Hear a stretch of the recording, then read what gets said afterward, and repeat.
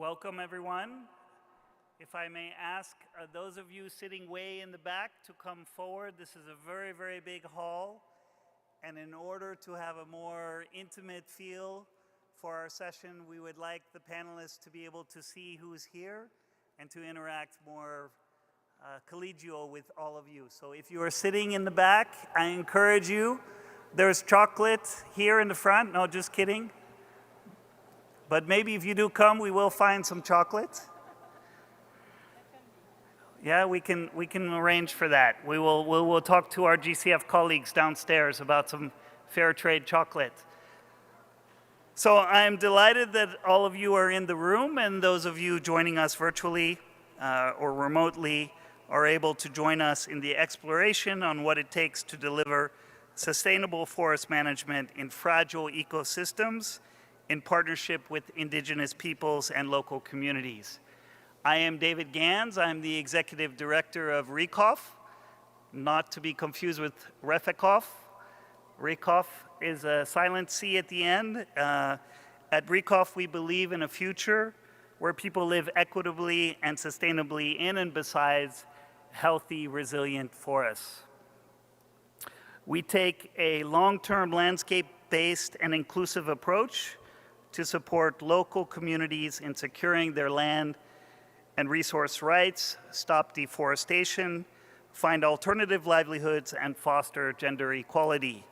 Our entry point for all of this is community forestry. We hope you have an interest in this.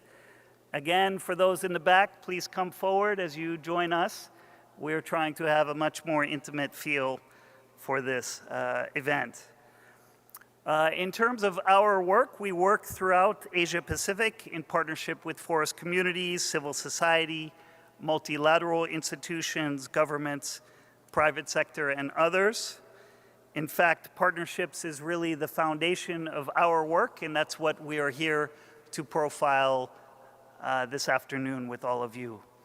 I'm going to talk a bit about our approach to community forestry and partnerships in a minute, but first I would like to tell you more about this session and what we plan to do this afternoon. First, we will hear from our RECOF co-host for this session, Basanta Shrestha. He's the Director of Strategic Cooperation at the International Center for Integrated Mountain Development, otherwise known as ICIMOD, and Sam Kamambwa, Executive Director at the Aberdeen Rifts Conservation Society, also known as ARCOS. So we have three co-session leads, RECOF, ARCOS, and ICIMOD, and I would like to thank my co-leads for their participation over the last several months in generating this panel. Next, we will participate in an interactive exercise to learn about the challenge that you all face in your respective countries and what you think are the best solutions. So we hope you will take part in this interactive exercise. Lastly, we're going to hear from our panelists about their research and their experiences and recommendations for ways forward. We currently have two of them here. Hopefully, our colleague from the GCF, Mark, will be joining shortly, and some of our panelists will be joining online. The panel discussion will be moderated by Nathalie Faure, Senior Program Officer of Governance, Institutions, and Conflict Transformation at RECOF. So thank you, Natalie, for your participation and moderation. We saw a very excellent example of facilitation in the next session, and we have high hopes that Natalie can engage you all in a similar energetic fashion.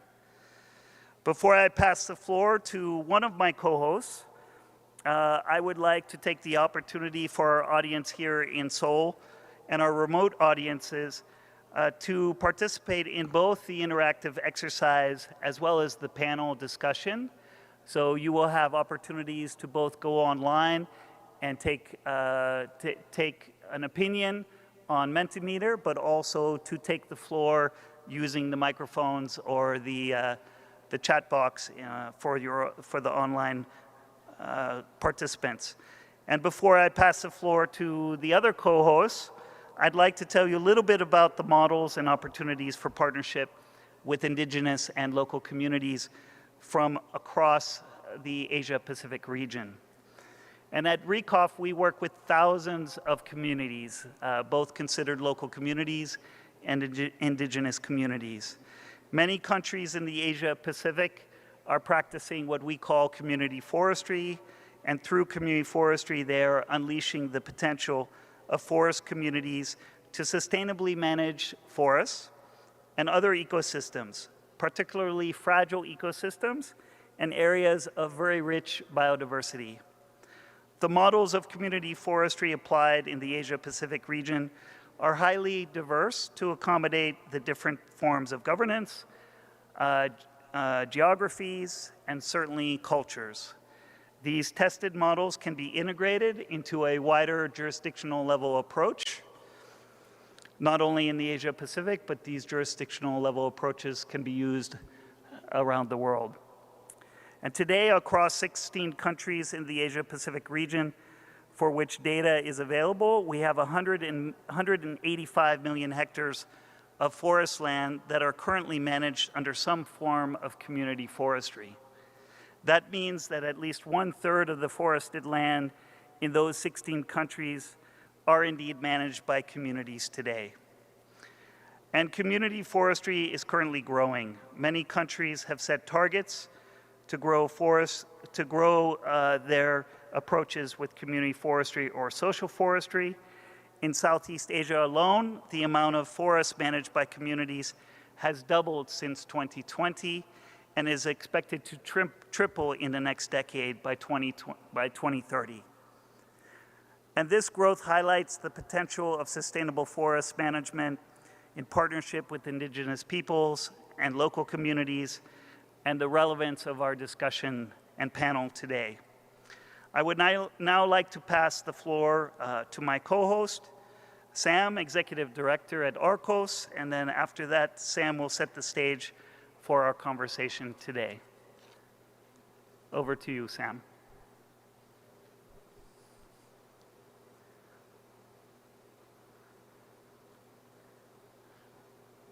I hope the video will play.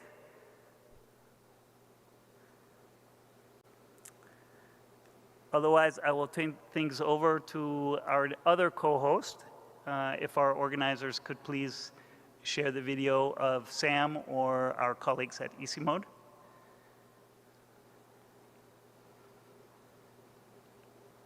Hi, David. Can you hear me? Yes, I hear you. Wonderful. Okay, good to see you, David. Wonderful. Shall I go first? And I also got a message that Sam is not joined virtually, so I was asked to go first. Okay. Is that all right with the organizers? So Basanta Shrestha, please, over to you. Thank you. Thank you very much, David. It's a pleasure to hear you. Unfortunately, I have not been able to make it to Korea, but here I am joining virtually. At the outset, we are very happy to join RECOF and ARCOS to co-host this very important session. As David has explained, today we have gathered here to celebrate the 15th World Forestry Congress, and I would like to thank the host government Korea and the leadership of FAO for organizing this flagship event. In this session, I would like to highlight the significance of the symbiotic relationship between mountain indigenous community and forest in the context of one of the most magnificent yet most challenging landscape and the most fragile landscape, the Hindu-Kush-Himalayan region. As you know, the Hindu-Kush-Himalayan region extends over 3,500 kilometers from east to west, from Afghanistan in the west to Myanmar in the east, crossing over Pakistan, India, China, Nepal, Bhutan, and Bangladesh. As the source of 10 major river basin system, the SKS provides essential natural endowment, natural resources, especially water and biodiversity, to nearly 2 billion people, a fourth of humanity indeed. Forest cover, Forests in the Hindu-Kush-Himalayan region cover around 1/4 of the region. Forests are also referred as the lungs of the planet. They are an integral part of the transboundary landscape, connecting numerous ecosystems and conserving biodiversity, sustaining livelihoods, providing timber and other resources, and guarding against the natural disasters such as landslides, floods, rockfalls, and avalanches. The health and the vitality of the many forests ecosystem are already affected by climatic as well as land use changes. While the latter may outweigh the former, but with the accelerating climate change adds a challenging dimension to future forest management, as greenhouse gas and carbon sequestration are among the key functions that the fast degrading mountain forest must perform. The paramount role of a forest in adapting to and mitigating the impact of climate change has become a global concern. Yet forest ecosystems continue to degrade and fragment, keeping the local community at the very center stage. ICIMO, through various programs, developing integrated and innovative tools and approaches, and engage with network of partners to reverse that trend and preserve the forest of the SKS. Given the highlight of this partnership with the indigenous and local community, I would like to take this opportunity to share three intriguing examples exemplifying the access and benefit sharing interdependency of the mountain indigenous community and the local people with forest. Let me start with the first one. The first is rather the popular one in Nepal's community forest, a story of a good governance. About 4 decades ago, community forest management was initiated by government of Nepal to mitigate increasing deforestation and forest degradation to address the negative impact on our rural livelihoods.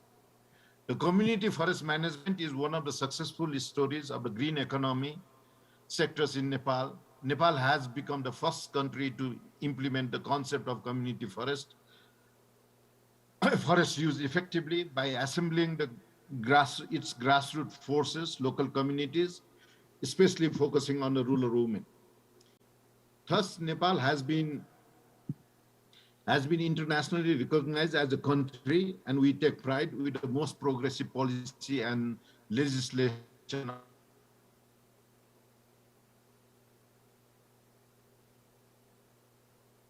on the community forestry and exemplary practices across the different member countries. The key message here is a tree is not a project, tree is life. Having said this, second example is I would like to share is on a RED Plus, or reducing emission from deforestation and the forest degradation. ICIMO's 2 decades of implementation of RED Plus measures have contributed to mitigate climate change and conserve forests in the Indo-Kush Himalayan region, particularly in our member countries, Bhutan, India, Myanmar, and Nepal, promoting result-based management of forest resources. Collaborating with a very diverse range of partners, we have supported to build capacity, provide technical backstopping, set up a regional RED learning platform, and develop methods for measurement, reporting, and verification of forest carbon. Our key strength has been to develop science-based innovative approaches for the implementation of the RED Plus, considering the co-benefits that led to a sustained conservation and the development in the SKS region. ICIMODS embraced a community-based approach, again, working very closely with a forest user group that mainstreams the participation of local communities, indigenous communities, especially women. The key message here is our solutions lies in nature, working very closely with the local community and putting them in a very much in a spotlight. Let me go to a third example, which is more progressive in nature and which is a recent community-based carbon forestry. The SKS region has the potential to generate carbon credits through sustainable forest management. Carbon financing provides an opportunity for replication and upscaling of successful interventions and reinforces UN decade of ecosystem restoration. And also in the mountain context, this year being a UN decade of UN International Year of Sustainable Mountain Development, it underscores also the kind of a spotlight in the HKS region. EC mode is facilitating a pilot community-based carbon forestry project aimed at bringing about transformative change in the forestry landscape of the Hindu-Kush Himalayan region through result-based finance as a nature-based solution. In partnership with the government of Nepal, multinational companies, NGOs, and local community, the community-based carbon forestry project aims to enhance capacity of forest sinks and mitigate forest emission while contributing to the local livelihoods and biodiversity conservation efforts. The pilot is envisaged to be replicated in other countries of the SKS to meet the financing needs of afforestation, reforestation, and revegetation of community-led forest user group and target mountain communities in the Hindu-Kush Himalayan region. The key message here is again securing forest for the future benefiting the local community through incentive-based payment mechanism. And we hope that this sort of a model would provide adequate kind of a financing to bring transformative change to a local people and the indigenous community. Last but not least, forest management will have to be further sensitive to the biodiversity and the climate needs, keeping the local community in a very central stage. Partnership with local community and indigenous people would be a central stage while exploiting latest development in science, innovation, management practices, and the urgent action must be directed towards transformation benefit to these communities. Again, at the end, I just would like to re-emphasize that this year being the International Year of Sustainable Mountain Development 2022, through this World Forestry Congress platform, we would like to also promote the mountain voices of indigenous people and the local community to the international stage and bring this very important dimension of a partnership. ECMOD is very delighted to be a part of this organizing this session and wishing all of you a very successful deliberation. Thank you very much for your attention. I am supposed to, I just would like to revert back to our organizers. I am supposed to introduce Natalia, but I understand that whether if Sam has joined in, perhaps Sam could come in and then I will introduce at a later stage Natalia, who would be moderating our panel discussion. Back to you, David, or anyone. Or if Sam is around. I think for the sake of time, we need to move to our next participatory exercise with Mentimeter. So Basanta, if you don't mind to introduce Natalie, we will proceed with the interactive portion of our session. Thank you, David. It's my pleasure to introduce Natalia Faure, who is a legal advisor with 15 years of experience in forest governance, communities' rights and policy reform in Africa and Southeast Asia. She worked with various non-governmental organizations and UN institutions on human rights and environmental issues. She currently works at RECOFT, where she supports civil society organizations and engages with policymakers to establish more inclusive decision-making processes on forest. Her current research and area of interest include customary tenure recognition in the Mekong region and the role of civil society in a forest governance. Over to you, Natalia. Thank you very much, Basanta. Good afternoon, everybody. Good morning for those of you joining us online, and good evening, perhaps. I'm delighted to be your moderator today. So before we go on to the panel discussion, we have a very exciting panel to propose to you this afternoon. I would like to actually involve you in the discussion and to have an interactive activity with you. We've planned a Mentimeter survey. So I'll ask our organizers if they could put the survey up.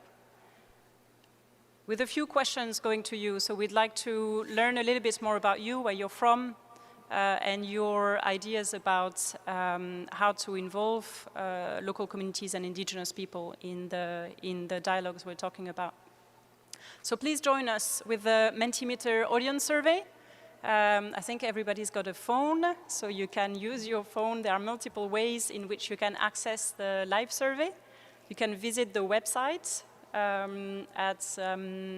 you have the direct URL that is appearing here on the screen, and I believe that should be shared in the chat box for those of you joining online.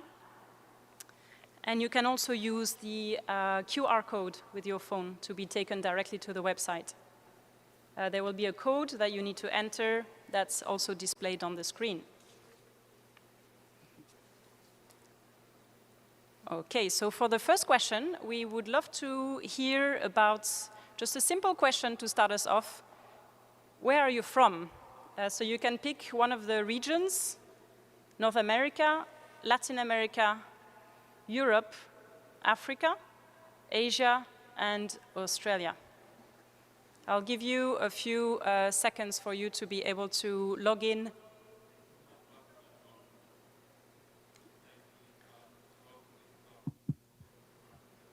Okay, sure.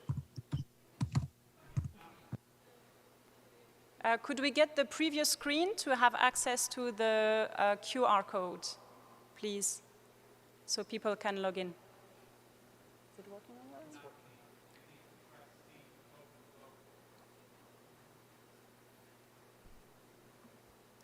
So could I get some IT support? I think we are having some technical challenge for people to log into the Mentimeter. Although David, to my right, is managing, so maybe he's got VIP access. David will know where you're from. You might be the only person to respond. I'm the only one voting at the moment, but I think you should be getting to the first screen, which is where are you from? It starts with North America, Latin America, Europe, Africa, Asia, Australia. Yeah, but it does say that the voting is closed down there. Oh, yes. It says voting is closed. So. Okay, I'm seeing a countdown, which means it's good news, and we're getting some answers in.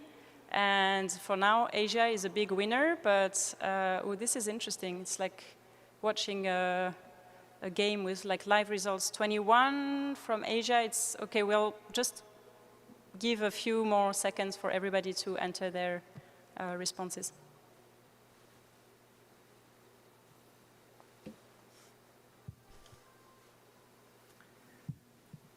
And we will count the number of people in the room so we know if you're not answering the poll. Just kidding. It comes with the chocolate from Mark. You did bring the chocolate, right, Mark? I did. Okay.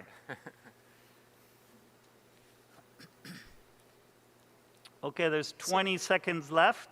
So if you haven't done the poll, this is the test run to get to the next question.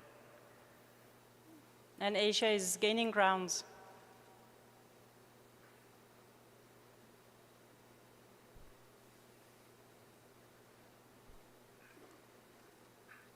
Three, two, one, take off. Okay, so yes, the big majority from you, from Asia, and then Europe, Latin America, North America, and one person from Australia. Great, thanks for participating, but this is not it. So now you're in the Mentimeter. We have a series of more substantial questions for you. So the next one will be, what are the major challenges that indigenous peoples and local communities in your region face to participate effectively in sustainable forest and land management? We have 6 possible answers. Mosaic land use with fragmented forest, limited investment and access to technology, 3, weak governance and poor extension support, 4, a lack of landscape management approaches, 5, local people have diminishing interest in managing forest landscapes and increasing interest in moving to cities for jobs, and 6, all of the above. Please put your votes in. You have about half a minute to respond to this one.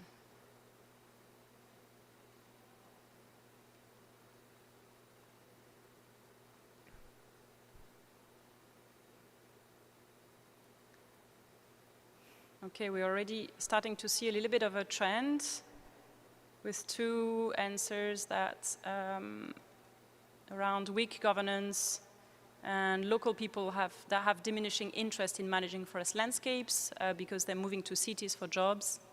That seem to come out of the lot. Please continue voting. You have about 7 seconds left.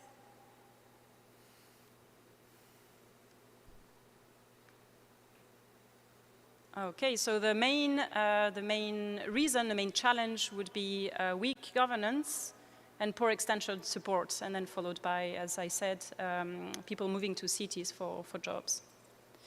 Okay, our third question. This is a very interesting one. What are the 3 top drivers of deforestation in your region? So you're asked to choose 3 of them for these questions. So small-scale illegal logging. The second one is encroachment by human settlements. Third, large-scale commercial logging and development projects. The fourth is agricultural expansion. Fifth, fuel wood consumption. And finally, construction of roads and other infrastructure.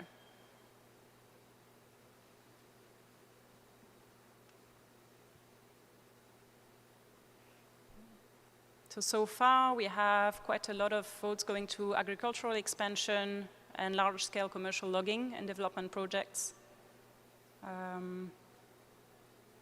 Also construction of roads, so it's mostly around infrastructure, development projects, logging, agriculture. Encroachment by human settlements as well, it seems quite important. Less so for fuel wood consumption.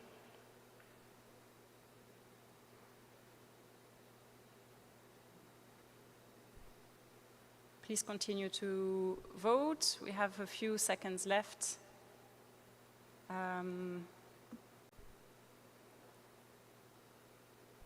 That's certainly representing the trend and indeed the top drivers of deforestation worldwide, with agricultural expansion being definitely one of the top drivers.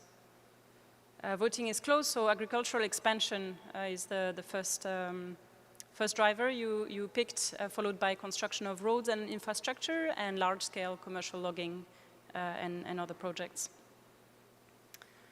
All right, we have one more question to throw at you, which is now around forest degradation. So we'd love to know what you think are the 3 top causes of forest degradation in your region. So the proposed answers are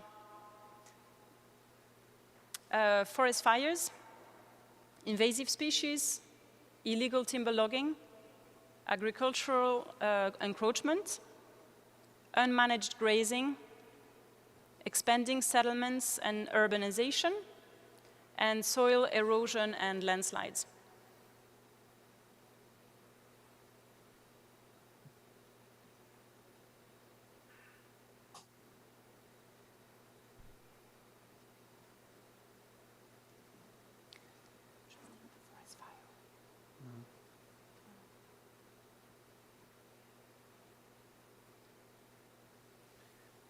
Please continue voting. We have a bit of a trend coming out now. I have to look at the big screen because my eyes are not.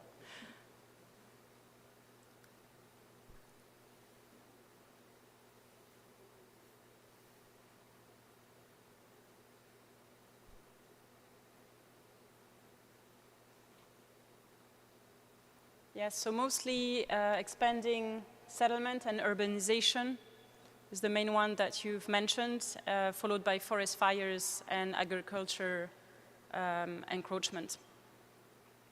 Thanks very much. This is quite an interactive session. I hope that you're also enjoying just seeing the results from everybody from different regions in the world.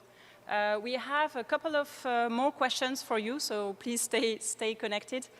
The next one will be, now we've looked at the drivers of both deforestation and degradation, or if we can go back to the Mentimeter, that would be fantastic. I think we have a couple of more questions coming up.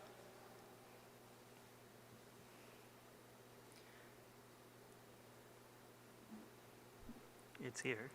So if you have it online, what are the top 3 ways to restore degraded forest landscapes? And you can choose between mobilize climate finance for carbon sequestration from the private sector, put forest management as a priority in the national development agenda, incentivize local communities and forest-dependent populations, create and empower community-based forest management units, and provide fast-growing tree species that restore nutrients to the soil. So the top 3 ways to restore degraded forest landscapes. It might be for some perhaps a bit of a technical question, but please do vote and put in your ideas in there.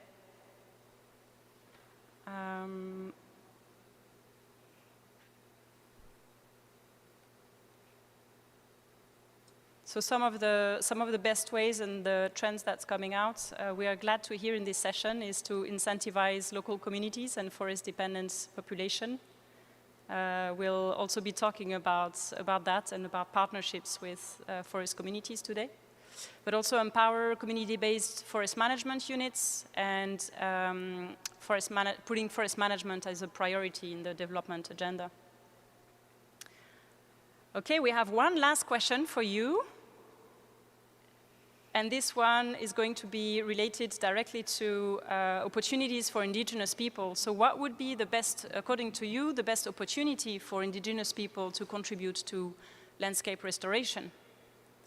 We have 3 answers: to link forest-dependent Indigenous communities with climate finance, to ensure socially inclusive planning, implementation, and monitoring processes for forestry activities, or to design landscape-level programs that integrate water, agriculture, forest, and energy.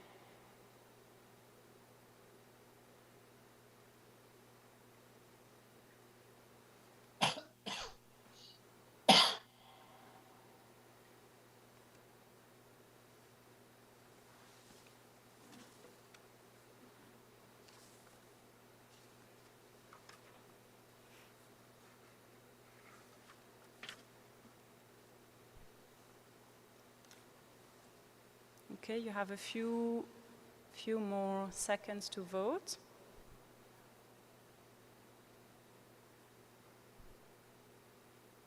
It seems that so far the best opportunity that you have voted for, is to ensure socially inclusive planning, implementation, and monitoring processes for forestry activities. So for Indigenous people to be involved in those so that they can better contribute to landscape restoration. Great, thank you very much for your, we can actually, please. Yes, thanks very much for your interactive participation to the Mentimeter. I think that's a great introduction to our session. And we will now move on to the panel discussion. So we have a really great set of panelists here with us today, both here present in Seoul and also online. So they will present the set of practitioners and academists that have done some research, and they will present today the results of their research, their findings, but also share with you their experiences. I'd like to first present Grace Wong. Grace is an associate professor at the Research Institute for Humanity and Nature in Kyoto, and a senior researcher at the Stockholm Resilience Center. Grace is a natural resource economist. Over the past 2 decades, her research has focused on assessing social, economic, and ecological trade-offs in changing tropical environments, looking at the interface of development and conservation processes. Grace has extensive work experience in Southeast Asia and Latin America, and more recently in Sub-Saharan Africa. And her current research is on the politics and governance of forest and ecosystem services in social ecological systems, with a particular focus on issues of power, gender, and equity. So Grace will be presenting a study on the development of peatland restoration and livelihood improvement model, on the making of resource frontier spaces in the Congo Basin and Southeast Asia, with a critical analysis of narratives, actors, and drivers in the scientific literature. Over to you, Grace, for your presentation. Thank you. Yes, thank you very much. And thank you very much to Recoft, to Arcus, and to Isimot for organizing this session. Very pleased to be here, and also to share some of our research findings. This is a small piece of work as part of a broader project called Fair Frontiers, which is being funded and led by the Research Institute for Humanity and Nature. Next slide, please. So we are looking at the making of what we called resource frontier spaces in the Congo Basin and Southeast Asia. As part of the project, we are looking at some of the social and ecological changes as part of what is the development process in these frontier regions. And we know that developed frontier regions or frontiers have long excited the imaginations since colonial times, where frontiers are always seen as areas with vast resources and areas that have as full of potential for development and for extraction. And there are numerous narratives around frontiers that have both influenced science and policies over the past decades. Next, please. So often development in frontiers are imbued with many win-win narratives. There is a win for development, a win for generating economic growth, as well as win for poverty reduction, bringing progress to rural populations and creating agrarian modernization and so on. You can go click for the next couple points. Yes. And so Anna Singh in her paper in 2005 also argued that as these frontier regions are changing very quickly, no one can be surprised to find that these processes are destructive of both forests and indigenous cultures. So as part of this project, we wanted to examine how science or basically scientific literature may have played a role in putting forward particular knowledge systems and particular understandings of frontiers and development in frontiers. And we focus our work in the Congo Basin and Southeast Asia, which is the areas for our research, for our project research. Next slide, please. So there are lots of findings, and what I like to talk about very quickly in my few minutes is what are some of the dominant narratives that are coming out from our work. We find that even though frontier regions have changed over past decades, even today's dynamics continue to rely very much on really outdated narratives of frontiers as being unproductive areas. So as idle lands that are waiting to be exploited or to be developed. So as one government officer said in Malaysia, as part of the Anderson paper, why would you leave your land empty if it can produce? And this is with regards to the discussion around development and expansion of oil palm plantation.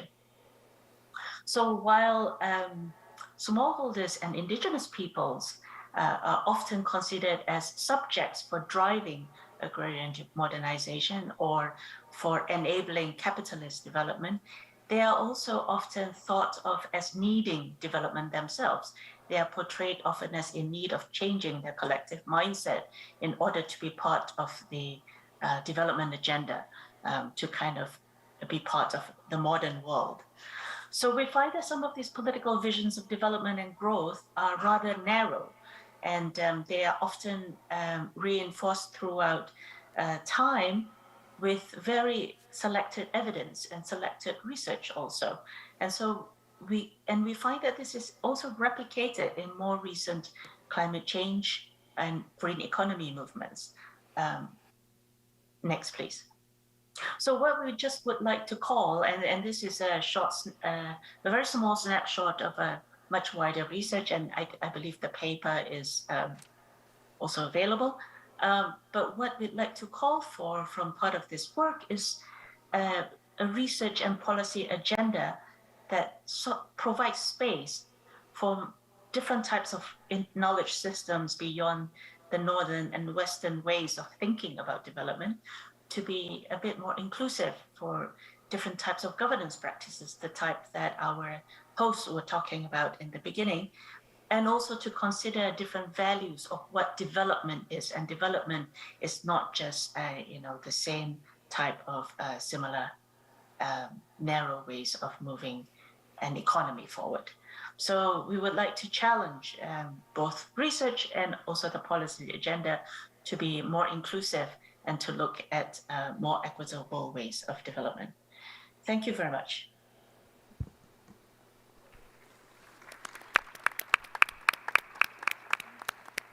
Thank you, Grace. That was indeed a very clear and well-formed message about the call to change some of that narrative. So you've looked into narratives around frontiers and the way that those might be outdated and not including the knowledge management systems that indigenous peoples and local communities have.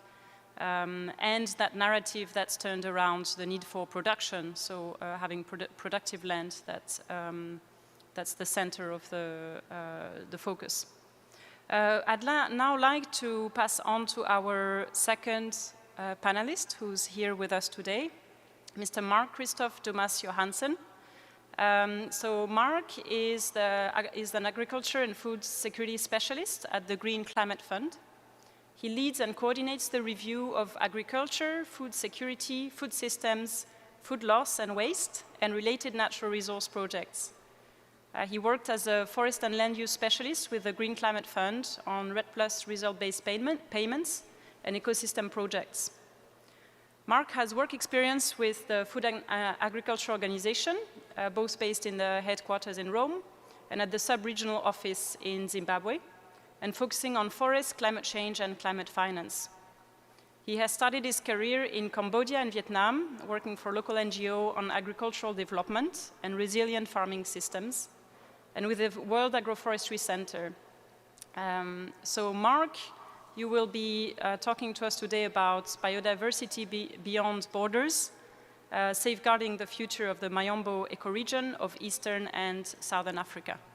Thank you. Over to you. Thank you. Thank you so much, Natalie. And first of all, let me really apologize for being a little bit late for this session today.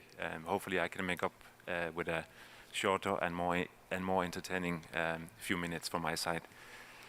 Really, this is an honor to be with you all today, and thank you so much, dear colleagues, for inviting me today. This paper that I've submitted is a personal contribution that I did together with a very good friend and former colleague from C4, Davison Gumbo, who was focusing on the Mayombo woodlands of Southern Africa. And together we thought that it would be really interesting to submit this idea of how we can use biodiversity as a key framework for improve our management of natural resources with local communities at the driving seat. So the paper that I believe you all have access to really seeks to look at, first of all, why is biodiversity important and why is that important for local communities? So maybe taking a step back, the Convention on Biological Diversity, as you probably know, had from 2011 to 2020 the strategic plan for biodiversity. The next steps for that is the global biodiversity framework, which is currently being developed as we speak. And later this year, at the second part of the CBD COP, this will be finalized. But what we have already on the table is a draft version, which is, if you will, actually translated directly, it's basically a theory of change, to say it very simply. We decided to look at what would that look like for a regional ecosystem or an ecoregion. So we try to translate that global framework into something that could look important and tangible for a regional aspect. And we decided to do that for the Miombo ecoregion because it's, number one, a biodiversity hotspot area, and number two, it's the safety net for millions of rural poor communities across Southern Africa. And the two are really interlinked and really depend upon one another for survival and for management and for sustainable use. So if you look at the current stage of the woodlands, looking at the National Biodiversity Strategy and Action Plans submitted by the different countries in the Miombo ecoregion, they have all identified what are some of the key drivers of degradation and deforestation. In particular, illegal logging, charcoal production, agricultural expansion, all those key drivers we saw listed here before are also very present there. At the same time, it also, of course, mentioned being biodiversity plans, also highlighted the key importance of maintaining biodiversity and really with local communities being at the center of that management. So what we thought of then doing is to then look at that global framework, which I mentioned goes from today up to 2050 and really sets very clear milestones and targets for how to achieve urgent action for biodiversity. And it's a very interesting exercise because it really outlines what needs to happen today, tomorrow, all the way up to 2050 if we are to really do something about this. And it goes beyond biodiversity. The global framework for biodiversity also looks at linking up with the two other Rio Conventions, the UNFCCC and the UNCCD. They're all interlinked, and the framework really seeks to look at that. And across all targets, local communities are really at the forefront because it's looking at preserving biodiversity and keeping those support services for local communities for food security and ES services. So what we then did was we used the global framework and we translated that into the Miombo biodiversity framework, where we tried to analyze different numbers based on the current status of the woodlands, thinking what could potentially happen in the future. Of course, this is all just food for thought, but those different numbers you will see listed in the paper, they are just some suggestions of what could be actions to take and milestones to reach, and then that could be translated into concrete projects, into concrete investments. And what we were hoping to do with the framework was to also see how could that regional framework actually be translated into investment plans driven by the communities, the governments, and the different stakeholders across this ecoregion.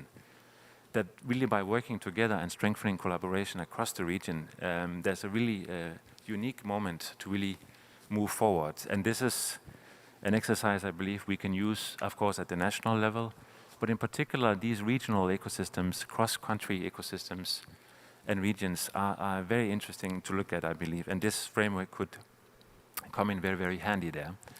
So what we really hope is that someone would be interested in this to pick this up, that the governments, the communities, the stakeholders, donors could look at this framework and see, okay, here's a great idea for actually creating a project or program right away.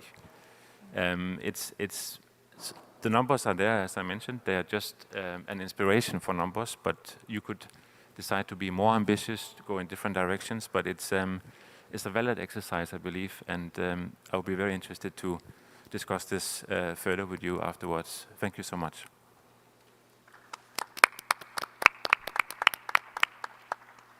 Thank you very much, Mark, for concise and to the points about the regional framework that you developed for the Miombo, this very important ecoregion. You mentioned that your research is available online. I wonder if you can just say where people might be able to have access to it?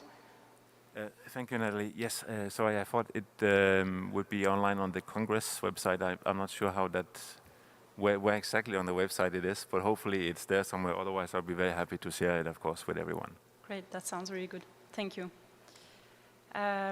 Okay, so we now would love to hear from our third speaker today.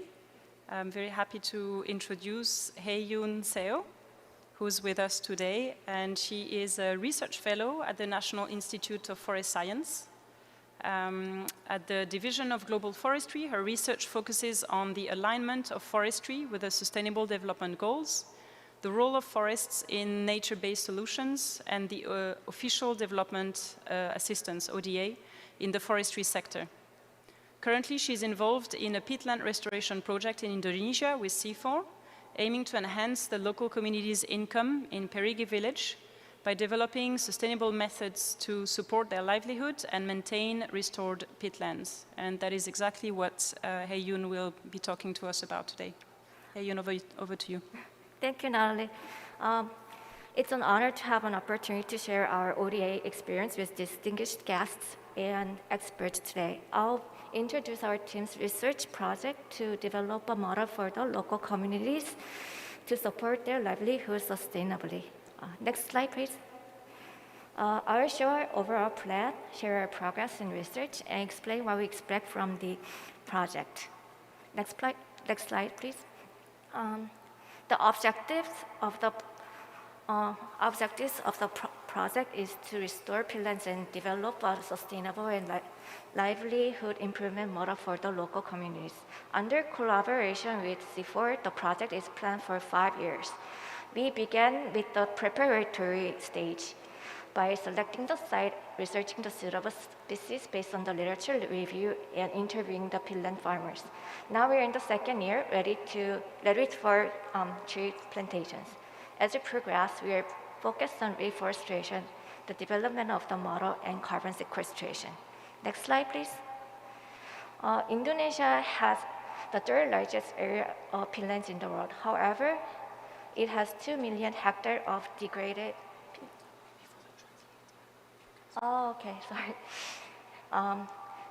2 million hectares of degraded peatlands, and only about 7% of the natural peat swamp forests remain in Sumatra and Kalimantan. As you see in the picture, you can tell the difference between the natural peat swamp forests, peatland fire, and the degraded peatlands. For the site, we looked into peatlands in South Sumatra and in the Perigi village. And actually, the Perigi has an area of more than 1,000 hectares of degraded peatlands and already has several forest fires in the past. The area is recovering but still prone to fire. After consultations with C4, we selected on 10 hectares of research site in the village. Next slide, please.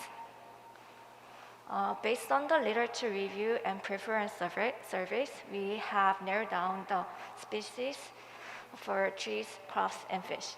And for these tree species, Niapulung and Bungamia, it's also known as Malapari, they actually have high growth rate in the peat soil, and the oil extracted from these trees can be used as sources for cosmetics, fertilizer, and medicine. Crops, among many, pineapples are one of them, and the locals' preferences also include jackfruit, mango, and rice. Catfish is likely to be one that's gonna be used for our aquaculture. Next slide, please. Last year, we conducted a survey to peatland farmers in Perigi on the perception of agro-silver fishery, and 85% of the respondents agreed with the new model. Yet, there were some concerns about the additional cost, need for maintenance, and lack of technology and skills.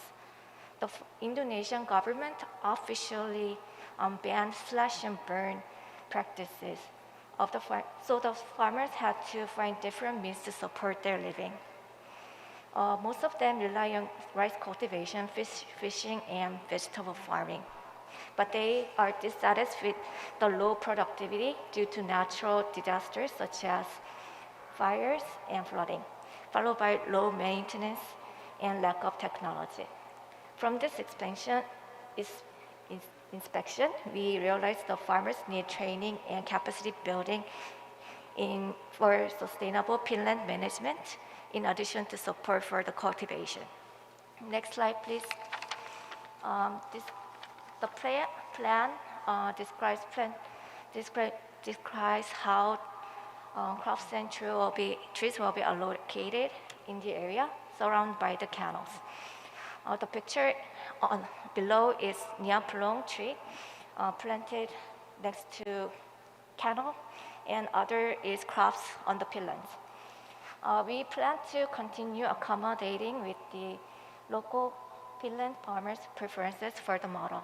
Our primary goal does not end in simple restoring the peatlands, but also in supporting the farmers in Paraguay to adopt agro-silver fishery to maintain a sustainable practice for their livelihood. Although the research area is only 10 hectares, after successful implementation, we expect the practice to be widely applied to other communities, regions, and even nationwide. Thank you so much for attention.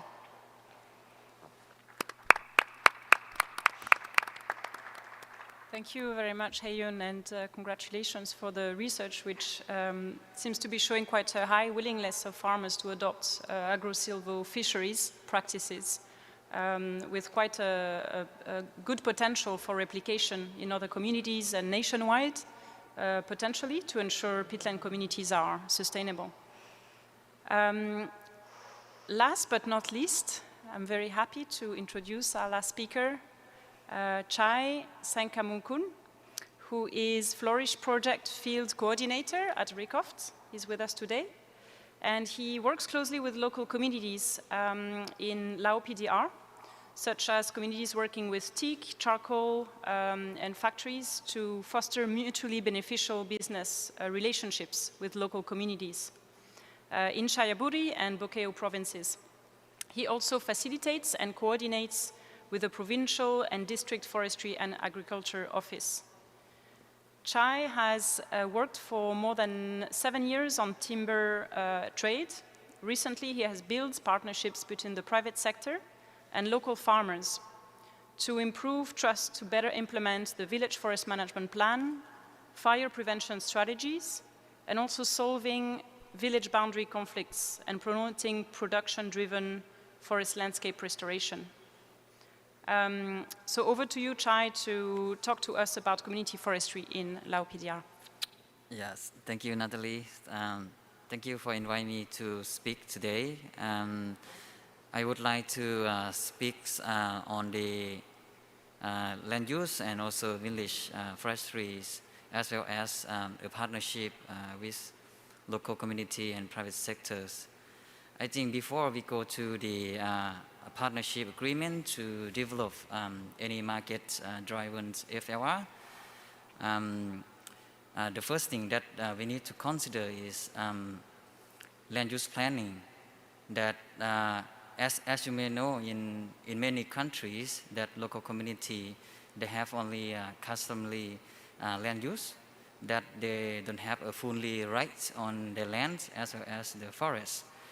In the meanwhile, that the conflict is also ongoing between neighboring villages, and as well as they cannot control the local community in their own villages, and others investments may come.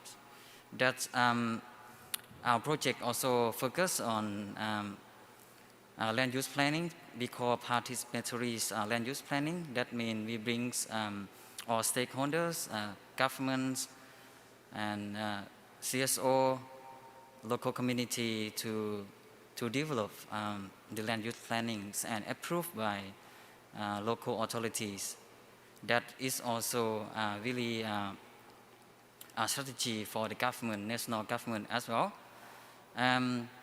To achieve the FLR, we need to also to do a village forest management plan, because after we zoning the forest, the building land, industry lands, as well as other type of land, and then we may concern to focus on the village forest, that where we protect it, where we do the conservation to keep a biodiversity, where we want to restore the forest.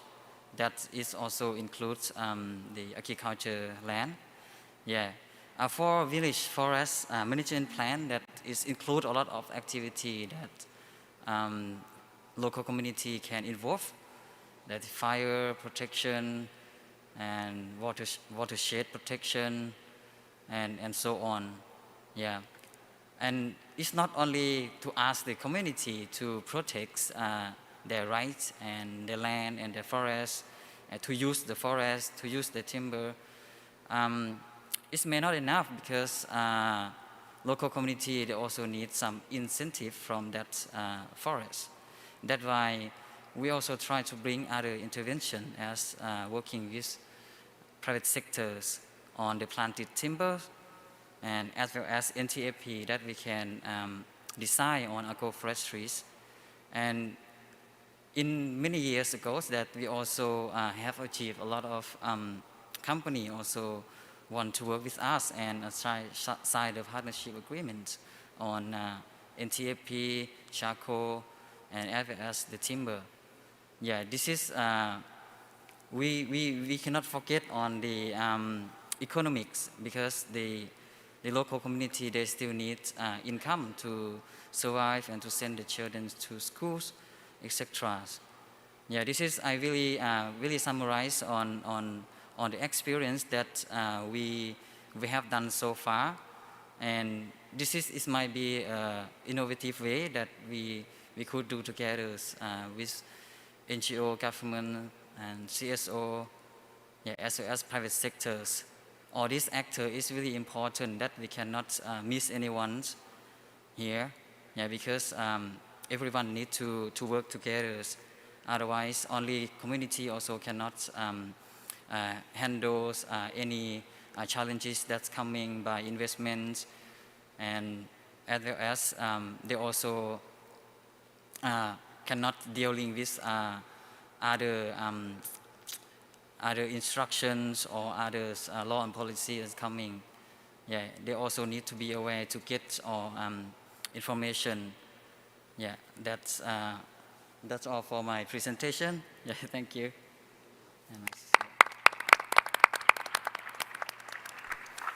Thank you very much, Chai. So I think there's a few points, few key takeaways from what you were presenting, but putting the local communities in at the center of forest management through village forestry in Laos, and also the way that you've been helping in developing partnerships together between communities and the private sector, and also from the work that you're carrying out that I know about, engaging with local and national governments on that as well.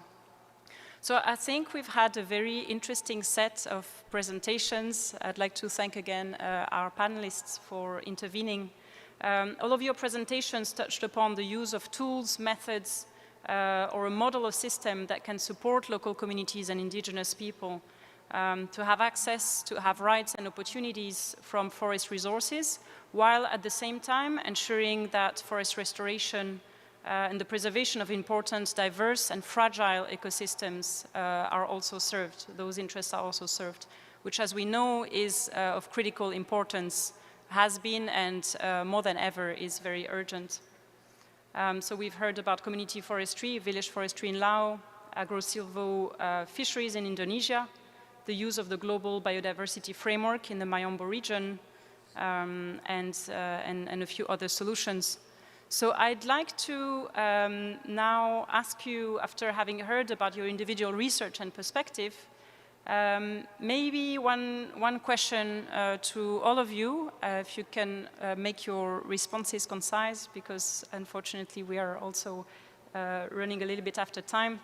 But I'd love to hear from you a concrete solution. So what is the brightest solution that you have encountered across all of those landscapes, especially these fragile landscapes, for building strong and productive partnerships with indigenous people and local communities in forest management? So I will take answers from the panel here, and we have Grace online as well. Maybe I can start from my left. So Hei-Soon, if you would like to share your thoughts on this. Thank you, Natalie. For our project, farmers having optimistic perspective on our agro-silver fishery will be one bright solution we have.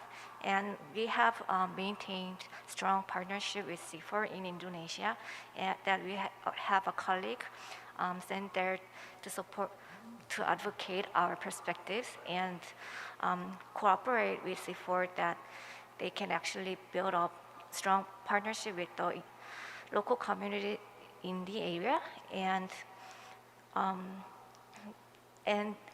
C4 also has built up strong network with the local communities, so and done enough research project to have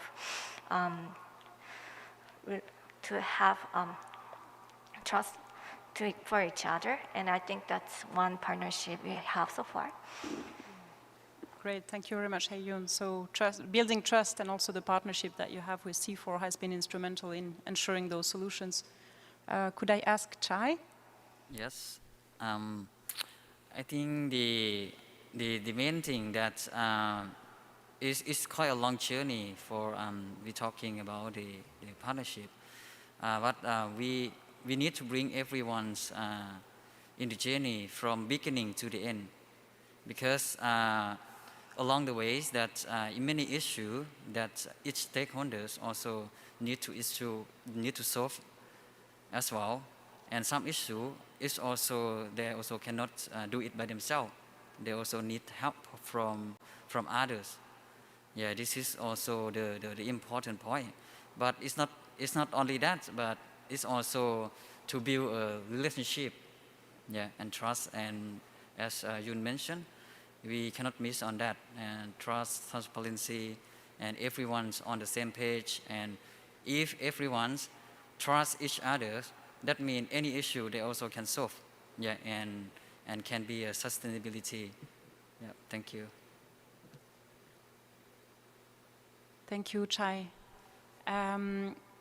Mark, could I ask you the same question? So what's the brightest solution you've encountered on your end to support these partnerships with local communities? Thank you so much for the question. I think that's the billion-dollar question out there, right? And I fully agree with the two previous speakers. I think excellent points. I think building on trust and access to fair and true information at all times is crucial. I think we have the science out there, we have the knowledge, we have the experiences of what works less well. And I think maybe one example to share here that I think is an interesting one is in Costa Rica, where the national pest program that has been running for several many years now recently was let's say, further opened up to have one window focusing in particular on indigenous people, which I think is a very interesting opportunity for other, scalable options elsewhere.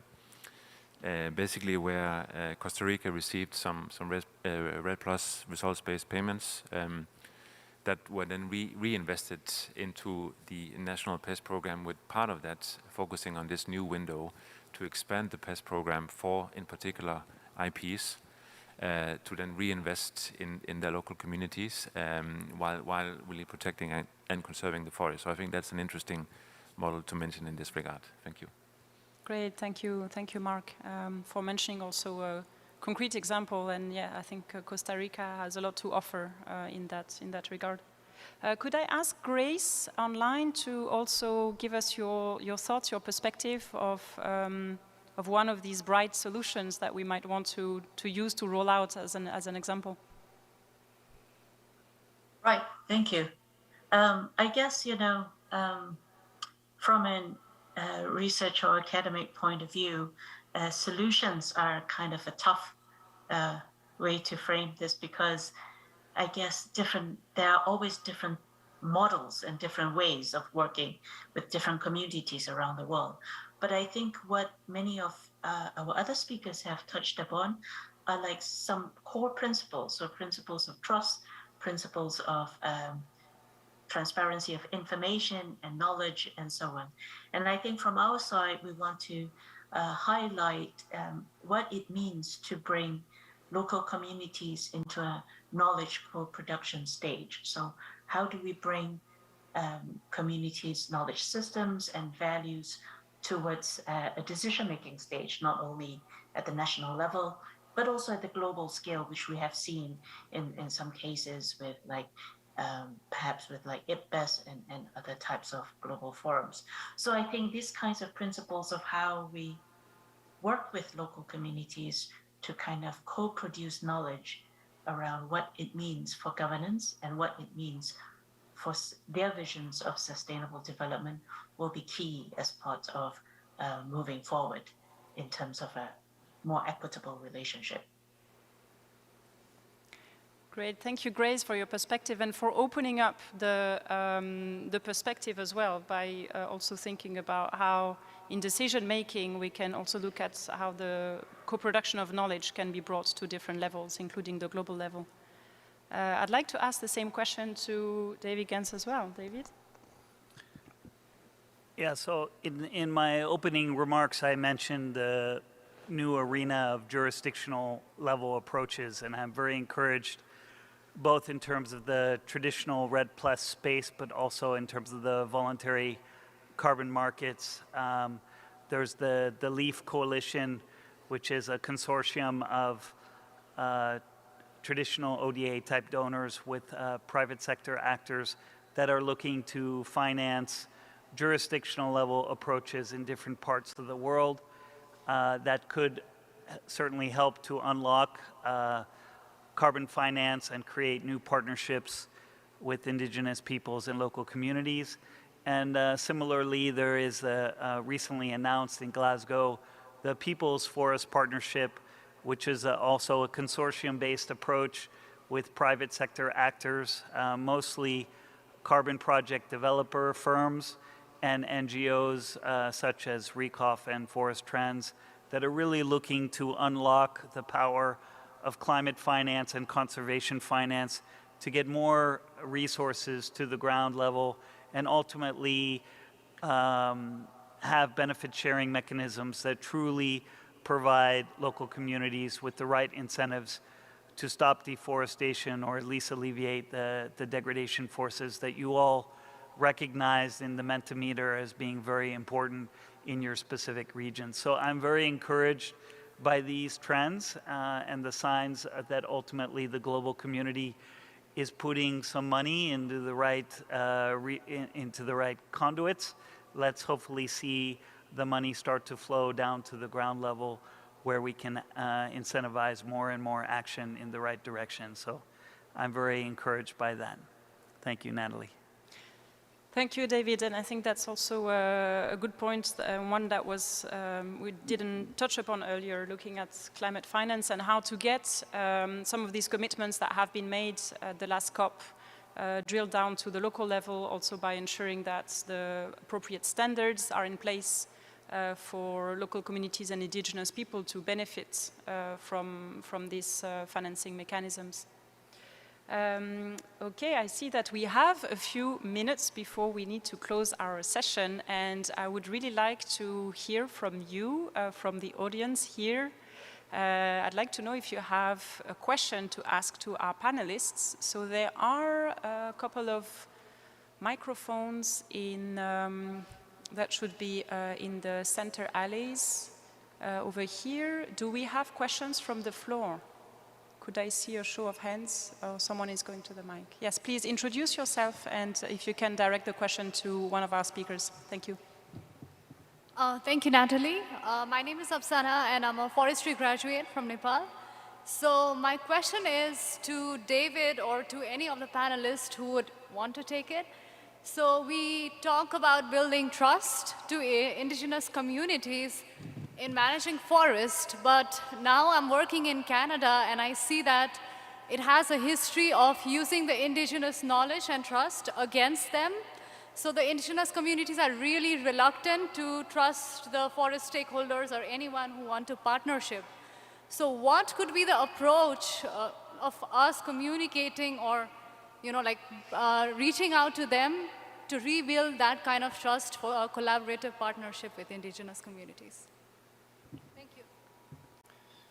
Thank you. I think the first suggestion is try not to lose that trust in the first place, because once you lose it, it's very hard to regain it.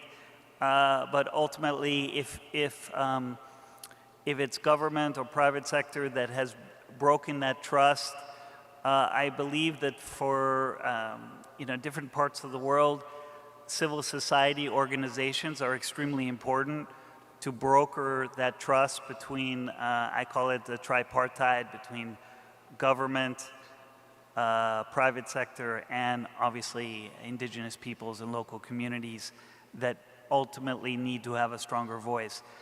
With trust building, it takes a long time, and we've been working at this for 35 years in this region, the Asia-Pacific region, and ultimately with trust building comes also, I think, the ability to be a neutral broker. And as an international non-government organization, we work on that trust building, but it's extremely important to build it as the communities want it built, and incentivize them to really have a stronger voice in the way that they want to have a voice, not in the way that we perceive it to be important from a global community. So in terms of the indigenous peoples in Canada, ultimately, if that trust is broken, you have to start with multi-stakeholder dialogues with all of the people that first broke the trust and those that are feeling disenfranchised, and start with a very, very common approach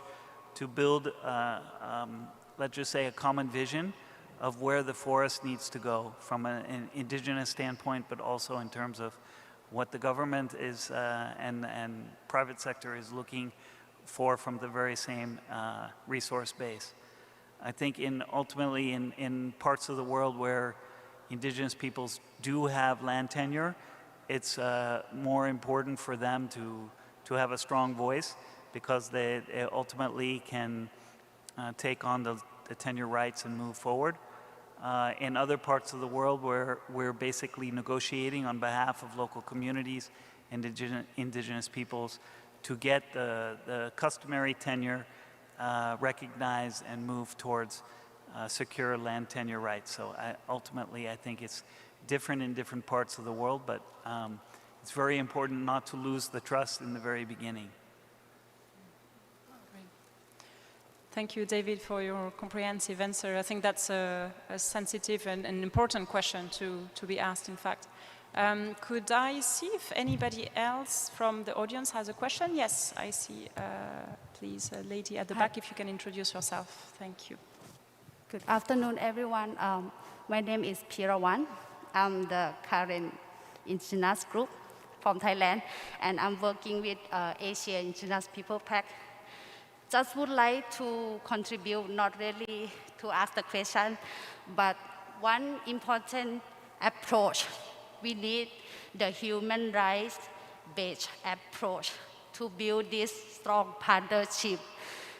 And to see us indigenous people, we are not like stakeholder, and we are the rights holder.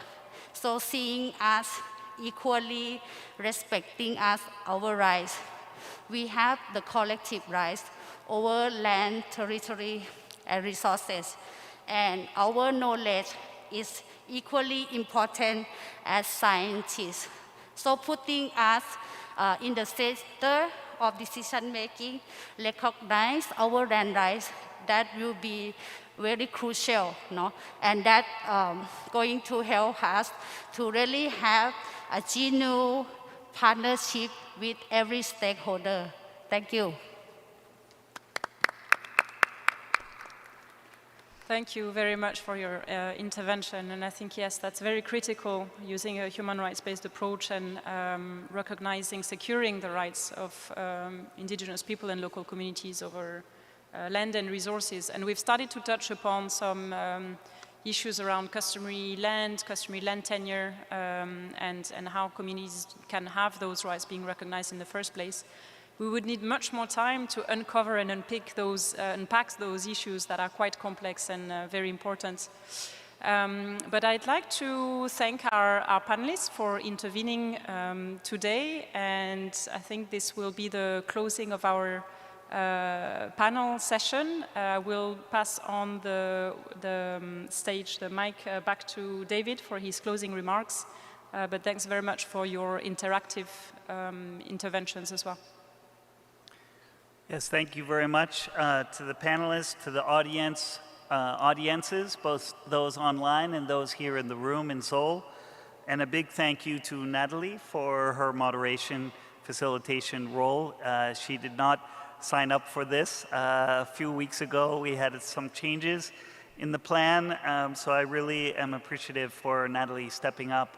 It was very nice to hear in the closing some take-home messages from all of you, and I also greatly appreciate the comments from Nepal and from Thailand on taking on a human rights-based approach and the importance of trust building in this sector. This session is all about partnership, and we know that those partnerships are not only very important to build, but they are also very fragile, and we need to cultivate them, maintain them.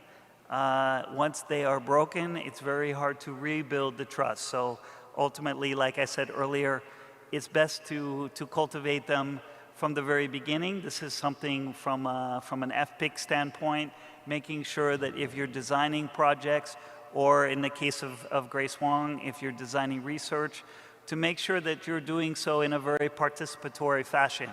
We're looking for action, but we want to make sure that action is also very culturally appropriate and sensitive to the local needs of people on the ground. So it's with that I say thank you to our co-hosts, to Arcos and to Isimode. My apologies to Sam and our Arcos colleagues that we did not get to the video. And certainly our appreciation to FAO and the World Forest Congress organizers, and to the host country, to this wonderful place called South Korea that has been hosting us for the last few days. And those that are joining us online, you missed an opportunity to really see a wonderful part of the world, and we hope you will come here to South Korea to enjoy the food, the culture, the dance, and the song. So thank you to the host country for this wonderful experience. With that, I say thank you very much and have a nice afternoon, evening, or morning from wherever you are in the world. Thank you.